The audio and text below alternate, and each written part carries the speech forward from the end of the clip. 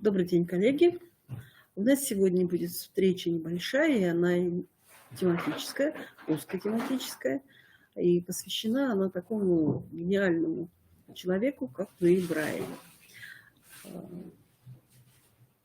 4 января 2022 года будет день рождения Луи Брайля, и мы с вами, собственно говоря, и должны поговорить о нем, выяснить, что же такое происходило с этим человеком, и в чем его такая заслуга, и почему вот уже прошло 213 лет после его рождения, о нем помнят, и говорят, и думают так. Ну вот. Угу. Наверное, очень страшно, когда мать узнает о том, что у ребенка есть проблемы со зрением. Потому что мы все прекрасно понимаем, что у человека незрячего в этой жизни, в нашей жизни проблем будет очень много. И решать он их будет в зависимости от того, насколько он замотивирован решить эти проблемы, и насколько он сможет справиться с теми сложностями, которые он встретит в своей жизни. Ну, конечно, все знают вот эту картину «Слепые», видели ее, какое она удручающее впечатление производит на человека. И сказать о том, что может быть человек с таким серьезным нарушением развития счастливым, мы не рискнем. Я вот предлагаю вашему вниманию имена тех людей, которые здесь на слайде указаны. Гомер, Галилео Галилей, Лобачевский, другой Клод Мане, Ванга, Матрена Московская, Эдуард Асадов и много-много-много других имен, которые вы видите перед собой. Если мы зададим вопрос, чем эти люди, что их объединяет, чем они похожи, вот как раз они похожи тем, что они практически все были слепыми. Кто-то из них страдал, кто-то был незрячим с момента рождения, кто-то потерял свое зрение на протяжении жизни, кто-то потерял зрение в детстве. Так вот, не все знают, что эти люди были слепыми. А вот вклад их в науку, в образование, в искусство огромный. Их знают как великих ученых, и знают как замечательных артистов, и знают как замечательных музыкантов, и поэтов, писателей, и так далее, и так далее, и так далее. То есть это как раз люди, которые не были способны изменить окружающий мир вокруг себя. Они не могли изменить свое состояние, не могли изменить себя, а вот окружающий мир они активно изменяли.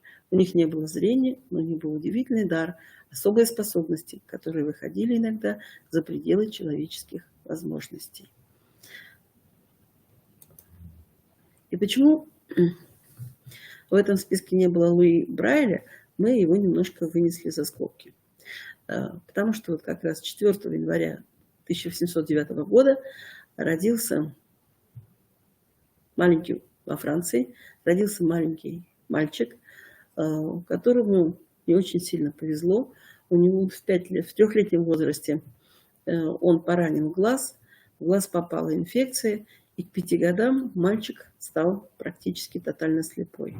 Но при этом он был очень талантливый, он очень хорошо учился, и он очень замотивирован был получать новые знания. Он любил учиться, находил разные способы для того, чтобы каким-то образом эти знания новые получить. Вот тот, кто пытался его обучать и математикой, и наукам каким-то, причем он был замечательным музыкантом, он играл на скрипке и изучал алфавит, изучал навыки. У него формировали навыки чтения с помощью палочек. И ему это очень нравилось, и он принимал в этом активное участие. Вот некоторые факты из жизни Луи Брайля. В 10-летнем возрасте он поступил в Парижский государственный институт для слепых детей. Я хочу обратить внимание, что это 1819 год. Специальное высшее образовательное учреждение, то есть институт для слепых детей. И, наверное, это очень замечательно, что вот так давно, практически 2 сотни лет назад, были специальные учреждения для слепых детей. Их поддерживали. Мы сегодня очень много говорим о детях с ОВЗ, детях с инвалидностью. Мы сегодня выстраиваем определенную систему образовательную. А оказывается, такие системы имели место быть и очень давно. И, наверное, если бы мы с вами пытались каким-то образом этот опыт понять, переосмыслить его и внедрить в нашу жизнь, нам бы уже было легче. Мы бы не шли как по той целине заснеженной, где очень трудно добиться какого-то успеха. Так, в тот момент был, вот вы читаете, Барбье, такой офицер, который разработал специальную систему чтения в темноте для своих воинов, которые получали донесение ночью. Если они получали донесение ночью, и им нужно было это донесение переправить дальше, они с помощью специальной системы знаков, продавливания этих самых точек на бумаге, они его пересылали тогда, когда не было возможности прочитать. С этой системой познакомился Луи Брайль, и уже в 1734 году, вы видите, когда ему было всего 15 лет, он эту систему чтения для людей незрячих, он ее разработал и предложил тому университету, в котором учился. Эту систему проанализировали, посмотрели, и к стыду тех людей они ее отвергли. То есть, когда Брайль предложил свою систему первоначально, она не была принята. При этом слабовидящие и слепые люди, прознавшие о такой системе, которые понимали, что с ними происходит, и они понимали, что это выход из их трудного социального положения, если они освоят чтение с помощью специального шрифта, будет способствовать их и профессиональному росту, и более удачной социализации в обществе. Давайте рассмотрим, что такое шрифт Брайля. Состоит этот шрифт из карточек, вот таких. На каждой карточке 6 кружочков, и каждая буква зашифрована на отдельной карточке. Вот посмотрите, тут наш российский алфавит, наш алфавит и цифры, которые тоже включаются в систему Брайля. Они выдавливаются на листочке. Специально есть бумага Брайля, выдавливаются на листочке. Одна единственная трудность. Когда слабовидящие и люди слепые пишут, они пишут справа налево. Потом листок переворачивается, и нужно читать уже слева направо. То есть здесь разные навыки письма и чтения в этой системе существуют. Шрифт Брайля. Вы видите, наверное, видели, как работают люди, те, которые читают шрифт Брайля. Ну, самое главное, обучение идет рука в руке. Тут, конечно, обучение тоже такое же сложное, как и обучение нейротипичных, зрячих детей письму.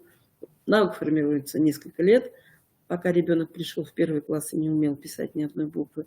И когда он начал более-менее писать свободно и быстро, проходит вот буквально 3-4 года.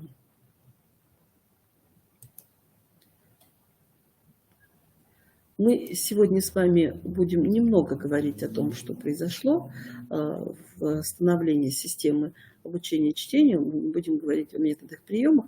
Наша задача сегодня только познакомиться с данным шрифтом, где используется, как используется, каким образом используется. То есть есть специальный инструмент, который прокалывает эти дырочки на бумаге, и специальная бумага. И сегодня расширена система знаков, уже включен знак 7 и 8.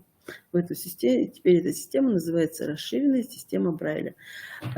Шрифт Брайля используется во многих языковых системах. То есть, по сути дела, он переводится на многие, как эсперанто, наверное, можно его использовать. Он переводится и можно пользоваться во многих языках мира. Формат бывает разный, но вот тут мы с вами, нам указывают, что это традиционный в нашей стране лист Брайля, включая в себя 25 строк по 30-32 знаков в каждой. И общий размер 23-31 сантиметр. То есть мы практически стандартный лист. Да? Я хочу сказать, что система Брайля используется не только тогда, когда создаются рукописные тексты или тексты для чтения просто с помощью применения рук. Да? Есть на сегодняшний день разработаны и пишущие машинки Брайля.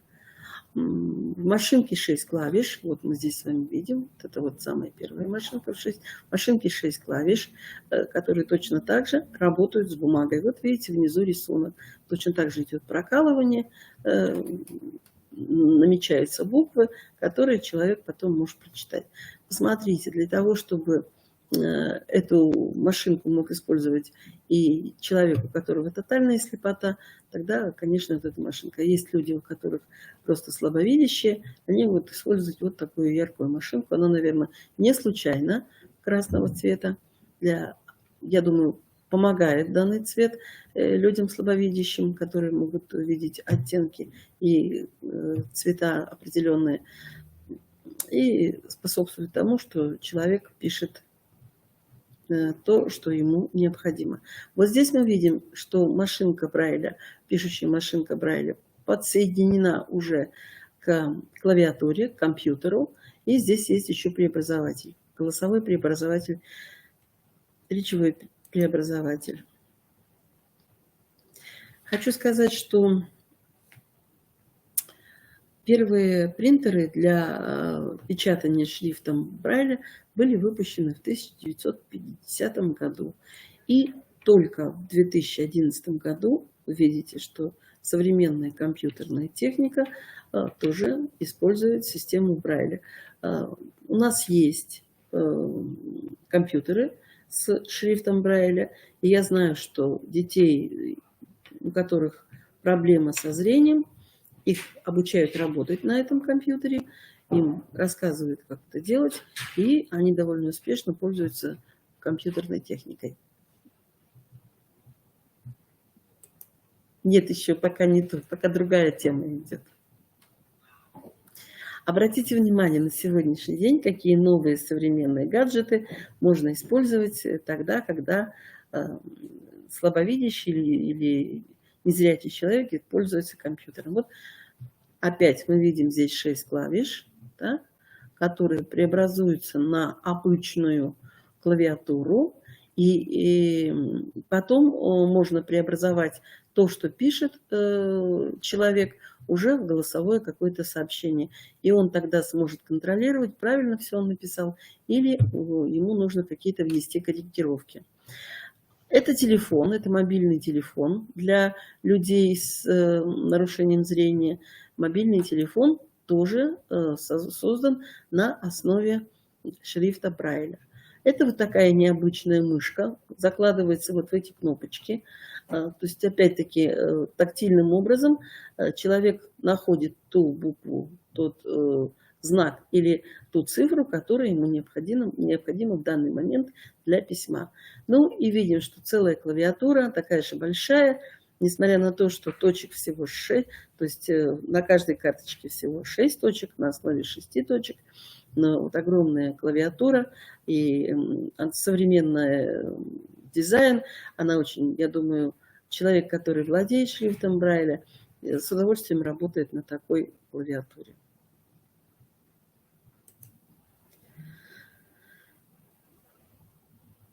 Так, что-то у нас...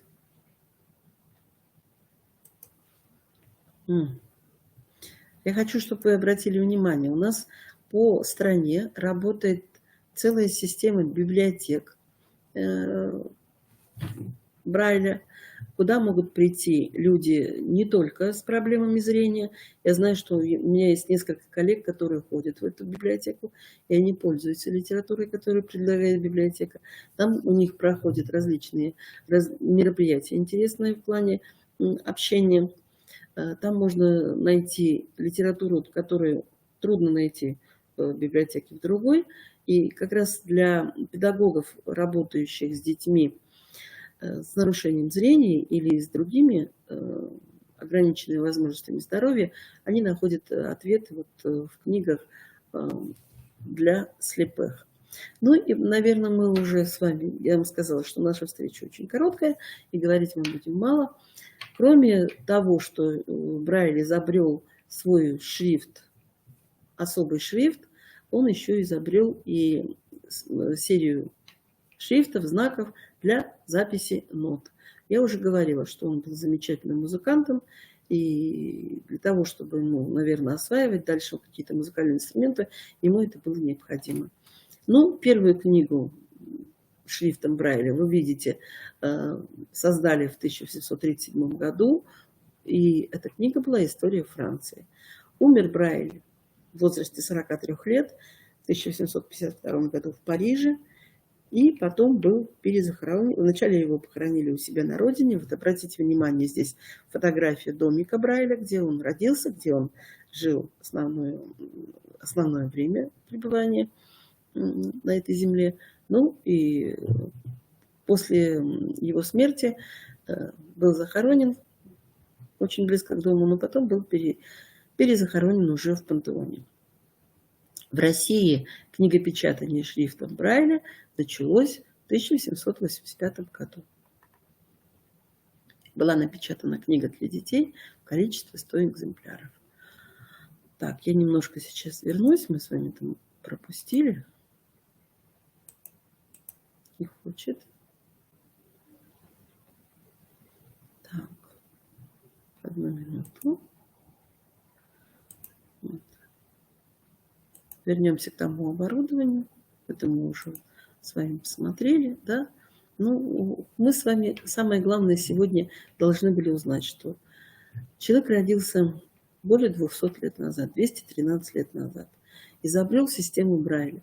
Мы видим, что как бы техника не менялась, как бы технический прогресс не шел вперед, но везде используется тот самый шрифт, который изобрел и который начал использовать, в общем-то, очень молодой человек, 15-летний человек, Луи Брайль. И его изобретение, наверное, будет использоваться многие-многие годы в дальнейшем. Потому что эта система позволяет людям слепым и людям слабовидящим быть активными в обществе, получать информацию своевременно и участниками быть в создании того наследия, которое вообще люди оставляют после себя. Поэтому я хочу напомнить еще раз, что 4 января 2022 года отмечается день рождения Луи Брайля, французского талантливого и музыканта, и писателя, и педагога. Всего доброго, спасибо за внимание, до свидания.